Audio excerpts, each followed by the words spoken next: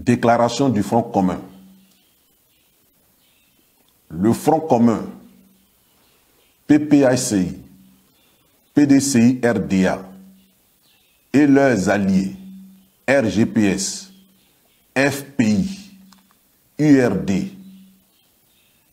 voudraient par ma voix vous adresser leurs salutations les plus chaleureuses.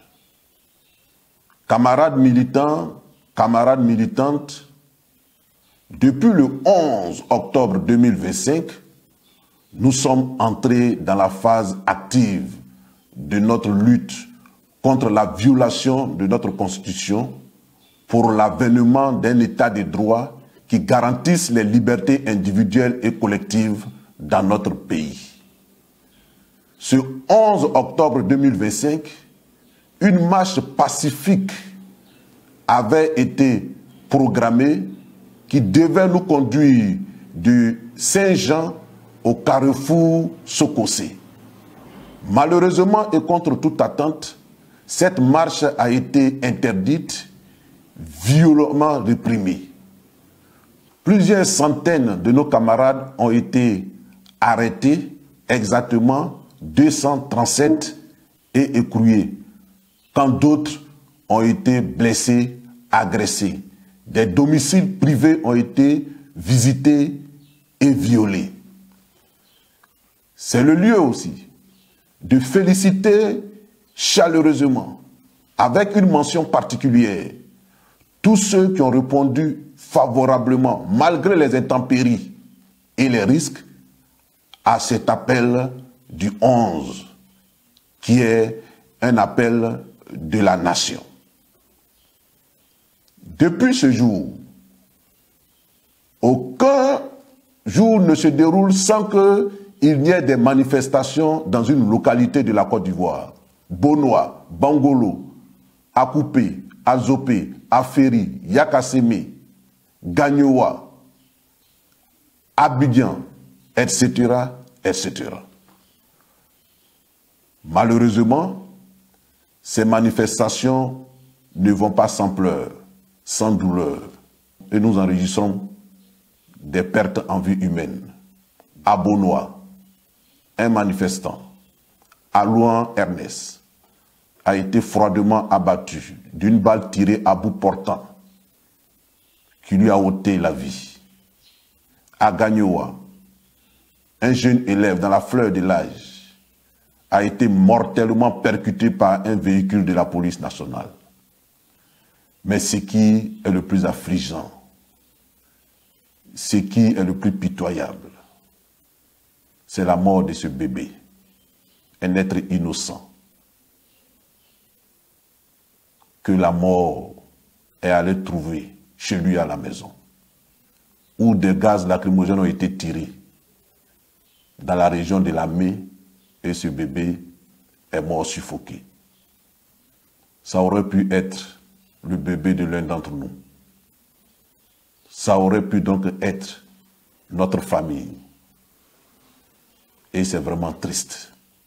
C'est le lieu d'attirer l'attention de nos forces de l'ordre, nos forces de défense et de sécurité. Elles ne doivent pas nous traiter en ennemis. Nous ne sommes pas les ennemis de l'armée ivoirienne.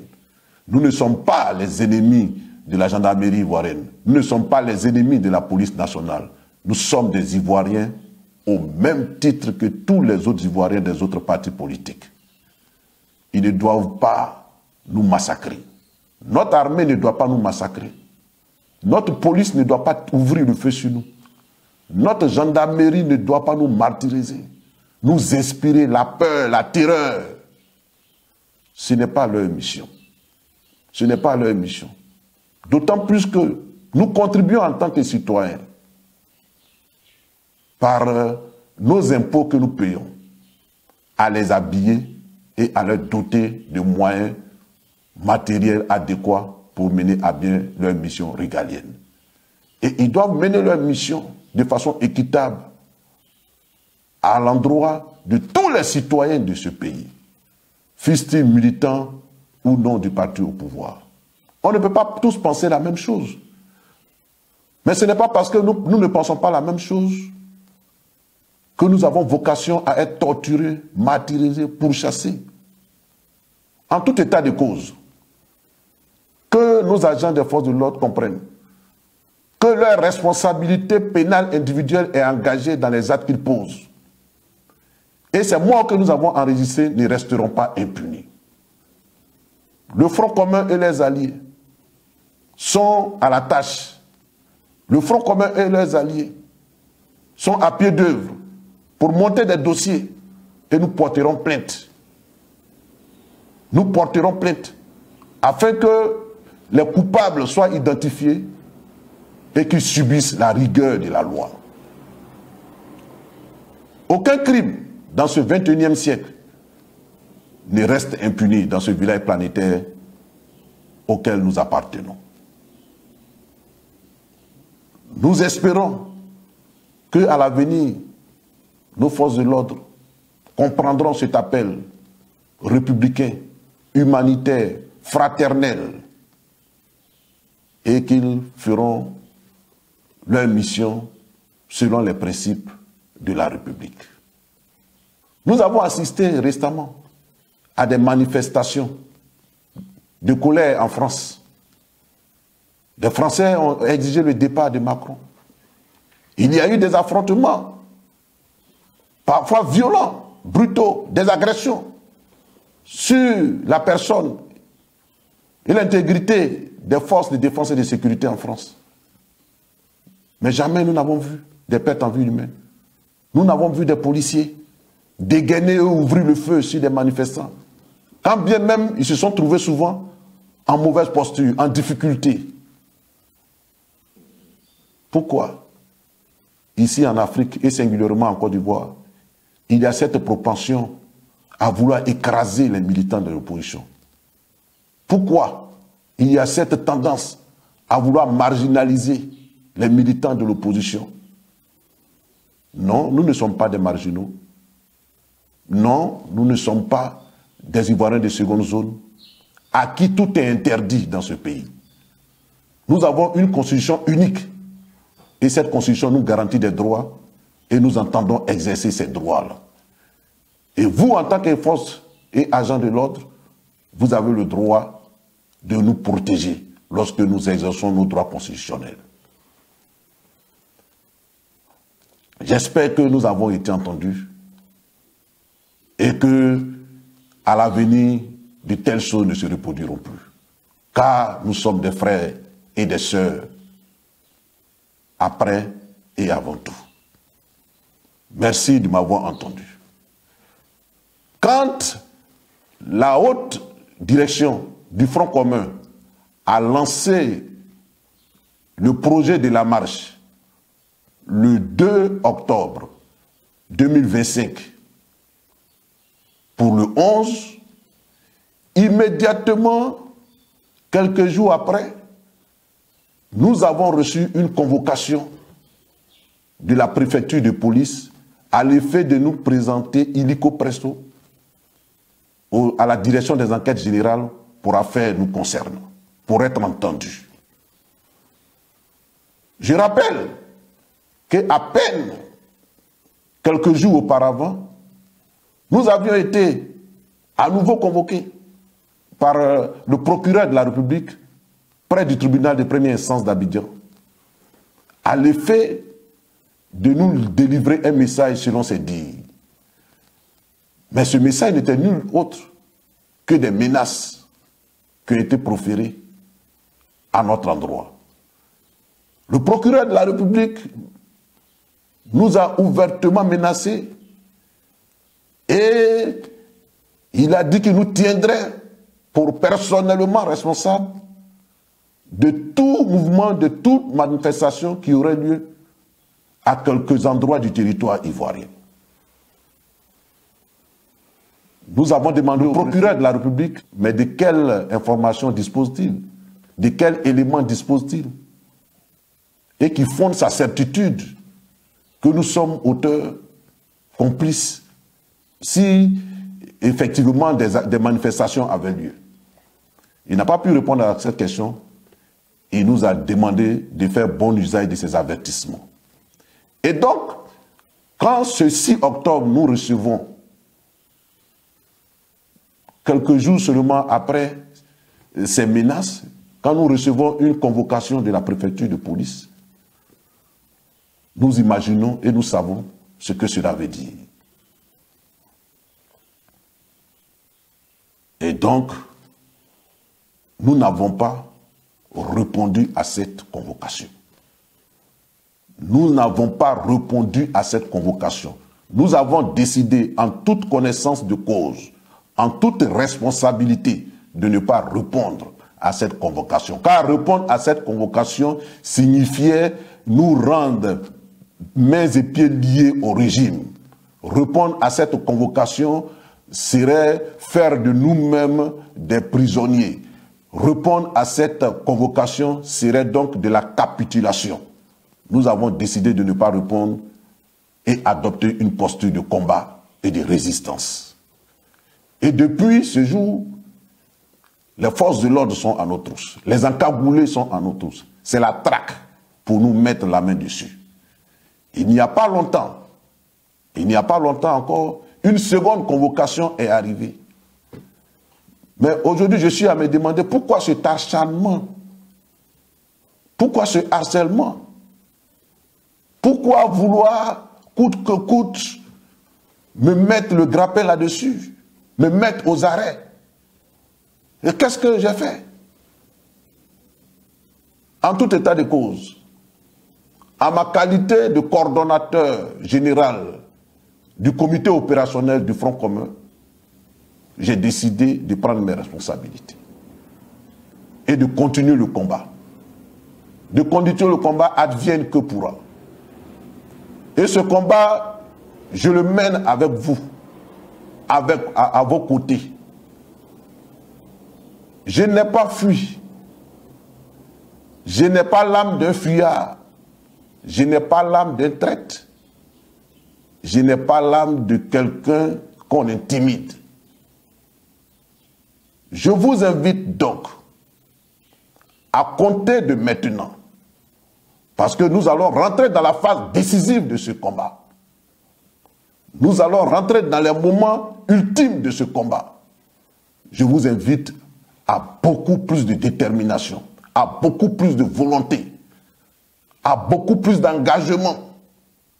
Tous, autant que vous êtes, le Front commun vous appelle. Ses alliés, le RGPS, le Front populaire ivoirien et tous les démocrates vous appellent à occuper les rues. À occuper les rues pacifiquement, dans la discipline, dans l'ordre et avec un esprit républicain, comme vous avez toujours su le faire, surtout ce 9 août 2025. C'est un droit. Vous n'êtes pas en train d'enfreindre la loi. C'est un droit constitutionnel que vous exercez. Jeunes, femmes, adultes, travailleurs, étudiants, démocrates de tous, vous êtes invités à occuper pacifiquement les rues. Que ce soit dans tout le district d'Abidjan et même dans tout l'intérieur du pays, dans les grandes villes de l'intérieur du pays, tous les Ivoiriens sont invités à occuper les rues de façon pacifique. Je voulais vous dire, avec assurance, je voulais vous rassurer et je voulais apaiser ceux qui ont une once de doute en eux, que jamais, jamais aujourd'hui plus qu'hier, nous ne sommes si proches de la victoire et de la délivrance. Je le répète, je voulais vous dire, avec foi, conviction, et rassurer ceux qui sont traversés, ceux qui seraient tentés d'être traversés par le doute, que jamais, aujourd'hui plus qu'hier, nous ne sommes aussi proches de la victoire et de la délivrance. Mais la balle est dans votre camp. la balle est dans notre camp. Et le salut de ce pays, la renaissance de ce pays, réside entre nos mains, entre vos mains. Osez agir, osez manifester pour oser gagner et triompher. Osez agir, osez manifester pour triompher et gagner. Pour triompher et gagner. Je sais qu'en chacun de vous vibre l'esprit patriotique. Je sais qu'en chacun de vous, du plus profond de son être, veut que les choses changent en Côte d'Ivoire. Et il y a comme un appel intérieur. Un appel intérieur qui ne cesse de vous importuner, qui vous demande de faire quelque chose pour votre pays, de faire quelque chose pour votre nation. Écoutez cette voix silencieuse. Écoutez cette vibration qui secoue votre âme. C'est l'appel de la nation. C'est l'appel de la Côte d'Ivoire pour qu'elle retrouve son équilibre, pour qu'elle retrouve sa légitimité, sa légalité, pour qu'elle retrouve son âme, pour qu'elle retrouve sa joie de vivre ensemble, pour qu'elle retrouve l'état des droits qui fait que chaque citoyen, quelle que soit sa position dans le pays, respecte la loi et est soumis à la loi. Le président Laurent Gbagbo, président du PPAC, notre leader charismatique, le ministre Tidiane Thiam, président du PDCI RDA, le premier ministre Pascal Afin-Guessan, le premier ministre Soro Tibafori Diom et tous les leaders sont avec vous, sont avec nous dans ce combat. J'appelle donc tous les responsables du Front commun, du GPS, du FPI, les fédéraux, les responsables des sections, les secrétaires généraux adjoints, les coordonnateurs régionaux, les délégués départementaux du PDCI, les délégués des districts du PDCI, tous les responsables, je dis, que chacun dans sa zone, dans sa région, dans son département, que toutes ces organisations coalisent, que toutes ces organisations se mettent ensemble pour organiser la résistance de façon locale. Pour la patrie, nous sommes prêts à tous les sacrifices. Pour la patrie, nous sommes prêts à tous les sacrifices. Pour la patrie, nous sommes prêts à tous les sacrifices. Haut les cœurs, tous dans la rue, tous dans la rue, jusqu'au triomphe de l'état de droit en Côte d'Ivoire. Je vous remercie. Nous parlons d'un moment qui pèse lourd sur nos épaules. Quand Damana Adiapika s'appelle à l'union des forces du Front commun, du GPS, du FPI, du PDCI-RDA et de toutes les structures locales pour organiser une résistance au niveau des régions, des départements et des quartiers, nous entendons l'écho d'une colère profonde et d'une espérance profonde. Nous entendons surtout la demande d'un peuple qui ne veut plus se laisser voler son avenir par des manœuvres qui confisquent le choix populaire. D'emblée, nous devons reconnaître ce que cette stratégie porte de vérité. La politique ne se fait pas seulement dans les salons. Elle se vit dans les rues, dans les familles, dans les champs, dans les usines et les petites boutiques. Quand la parole officielle est verrouillée, il appartient au peuple de parler autrement, de faire sentir son refus, de rappeler que la souveraineté appartient à ceux qui souffrent et qui travaillent. L'idée d'organiser la résistance à l'échelle locale, non dictée d'en haut mais animée par des responsables de zones, de sections, par des fédéraux et par la jeunesse, porte en elle la force de la proximité. C'est là où se mesure la confiance et la mobilisation réelle. Au coin des marchés, auprès des camionneurs, dans les quartiers universitaires, dans les villages. Pourtant, nous devons être lucides sur la portée et les limites d'une telle démarche. Toute stratégie populaire a des vertus et des dangers. D'abord, ses chances d'impact réel. La résistance locale est décentralisée à l'avantage d'être difficile à neutraliser d'un seul coup. Elle multiplie les foyers de contestation, elle met le pouvoir face à la réalité quotidienne d'un pays paralysé non par un seul centre mais par 1000 voix. Si les mobilisations sont massives, disciplinées et portées par des objectifs clairs, annulation d'une candidature illégitime, ouverture d'un véritable dialogue national, garantie pour l'alternance, alors la pression interne peut devenir insoutenable pour un régime qui perdrait la légitimité sociale. L'histoire nous apprend que des mouvements populaires bien coordonnés peuvent faire plier des pouvoirs obstinés, surtout s'ils savent conserver la sympathie de larges couches sociales ouvriers, commerçants, étudiants. Ensuite, la dimension symbolique est essentielle. Bloquer les circuits économiques sans verser dans la violence rappelle au pays et au monde que les institutions ne valent que si elles reposent sur l'adhésion populaire. Un mouvement qui parvient à gagner le cœur des citoyens et à souligner l'injustice d'une confiscation électorale peut obtenir le relais des organisations régionales, des églises, des syndicats, et attirer l'attention internationale, ce qui accroît la pression sur le pouvoir d'Abidjan. Mais les risques sont réels et sérieux. La désobéissance civique qui paralyse routes et villes peut rapidement se retourner contre la population qu'elle veut défendre. La première victime de tout blocage prolongé est souvent la population elle-même. Commerçants, petits artisans, travailleurs journaliers et malades qui ne peuvent plus accéder aux soins. Le ressentiment peut naître aussi vite que la solidarité. La paralysie économique, si elle dure, affaiblit la base sociale du mouvement et donne au pouvoir des prétextes pour réprimer au nom de l'ordre et de l'intérêt national. L'expérience ivoirienne nous rappelle douloureusement que la violence et la répression font des ravages durables, des familles brisées, des traumatismes collectifs, des fractures identitaires profondes. Un autre danger tient à l'unité fragile des oppositions. L'appel à l'union des forces est beau en théorie, mais il faut des mécanismes solides pour gérer les divergences, les égos, les stratégies divergentes.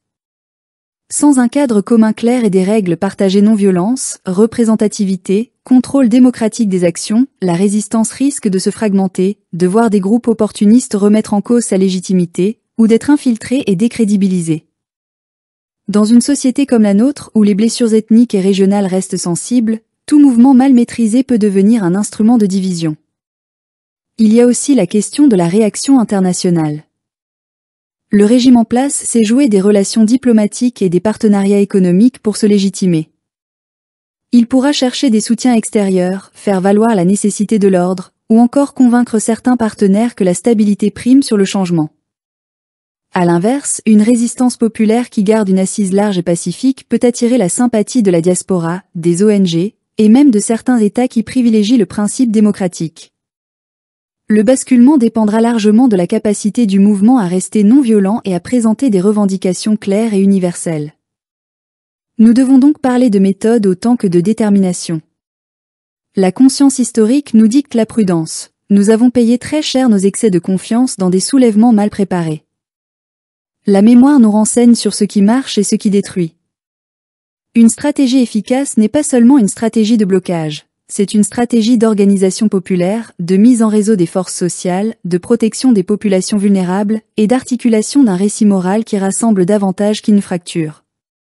Concrètement, sans en donner le mode d'emploi, nous pensons qu'une résistance durable doit reposer sur quelques principes clairs. La non-violence comme règle d'or car la violence alimente la répression et la haine, la solidarité pour soutenir ceux qui perdent leurs revenus, la transparence des décisions pour maintenir la confiance, et le souci de préserver les services essentiels santé, eau, nourriture afin d'éviter que la population ne paie le prix fort. Plus qu'une série d'actions ponctuelles, il faut une vision de ce que nous voulons devenir. Une nation où l'alternance est normale, où les institutions protègent la pluralité, où la justice n'est pas un outil de pouvoir mais un pilier de la République. Par ailleurs, nous ne pouvons ignorer la nécessité d'une stratégie politique parallèle, dialoguer avec des institutions régionales CEDEAO, UA, solliciter des observateurs indépendants, mettre en lumière les violations juridiques et constitutionnelles, tracer un récit international crédible. La pression locale doit trouver un écho légal et diplomatique si l'on veut éviter que l'enjeu ne se réduise à une simple confrontation de force. Quelles pourraient être les conséquences si la paralysie s'installe et que l'on échoue à maîtriser sa dynamique? 3 voies se dessinent, tristement classiques mais possibles. La première est l'escalade de la répression. Le pouvoir use de la force, la contestation est brisée dans le sang, des années de souffrance s'installent. La deuxième est l'épuisement social. La population, prise entre la faim et la peur, se replie, laissant le régime sortir renforcé moralement et matériellement. La troisième est la victoire d'un mouvement qui sait se maintenir dans la discipline et la légitimité. les autorités finissent par faire des concessions, s'ouvre un dialogue et s'instaure un processus de sortie de crise. Nous voulons la troisième voie, évidemment. Mais nous savons que la chance d'y parvenir dépendra moins de la bravoure d'un jour que de la sagesse d'un long engagement. Il faut savoir gagner la rue sans la perdre. Il faut savoir abreuver les longues marches de patience et de solidarité, tenir quand la fatigue arrive, protéger les plus faibles, expliquer aux voisins qui s'opposent pourquoi il faut persister, et montrer que l'objectif n'est pas la vengeance mais la restauration de la dignité de tous. Nous devons aussi regarder l'avenir, la transition ne sera pas seulement politique mais sociale et économique. Si nous arrachons le pouvoir à ceux qui le confisquent, il faudra ensuite bâtir des institutions qui empêchent la répétition des abus.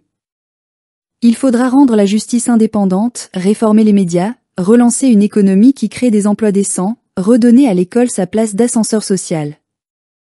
Autrement, la victoire d'aujourd'hui risque de se transformer en déception de demain. Enfin, malgré toutes les inquiétudes, nous gardons la confiance en la force morale du peuple ivoirien. Nous savons que les grandes pages d'histoire se sont écrites grâce à des hommes et des femmes qui refusaient l'humiliation. Nous savons aussi que l'espoir n'est jamais absent quand la dignité est en jeu. Nous croyons que l'unité réelle, non pas une union de circonstances mais une convergence autour d'un projet de société, est la clé qui permettra de transformer la colère en force constructive. En vérité, nous ne cherchons pas à renverser pour remplacer. Nous cherchons à restaurer un ordre où chacun a sa place, où la voix du citoyen compte, où la loi protège et non opprime. Si la stratégie d'unir les forces locales peut devenir l'instrument d'un tel renouveau, alors elle mérite d'être tentée. Mais tentée avec prudence, avec méthode, avec humanité. Car le pays appartient à tous, et c'est pour lui que nous marchons, pas contre nos frères. Nous voulons croire que la Côte d'Ivoire peut retrouver son visage d'espérance. Nous croyons que tant qu'il y aura des citoyens prêts à défendre la justice sans haine, la page peut se tourner. Et nous espérons que ceux qui tiennent le pouvoir aujourd'hui sauront entendre l'appel au renoncement à l'arrogance et à l'ouverture vers un vrai dialogue national. Car l'histoire se souviendra de ceux qui choisissent de préserver la nation plutôt que leur petit royaume.